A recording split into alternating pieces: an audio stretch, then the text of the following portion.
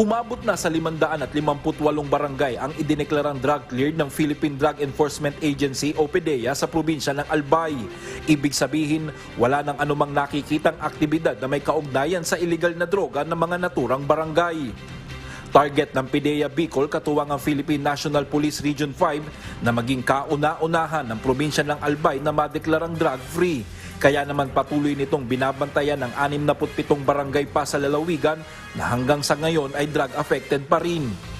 Kaugnay nito, nasa 75 barangay pa rin sa probinsya ng Albay ang ikinokonsidera pa rin ng PDEA na drug-free o mga barangay na kahit kailan ay hindi nagkaroon ng ulat ng aktibidad o presensya ng ipinagbabawal na gamot.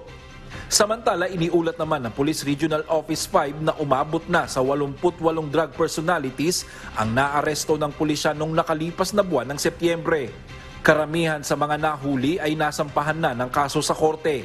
Ilan sa mga kasong naisampa sa mga ito ay ang paglabag sa Section 5 and 11 ng Republic Act o RA 9165 o Comprehensive Dangerous Act of 2002. Samantala, nagpapasalamat naman ang PDEA at PNP Region 5 sa mga Bicolano sa patuloy nitong pakikipagtulungan na masugpo ang iligal na droga sa rehiyon. Diyos ang aming sandigan, serbisyo publiko ang aming pinakahalagahan. Brian Baldarahe, Humahataw!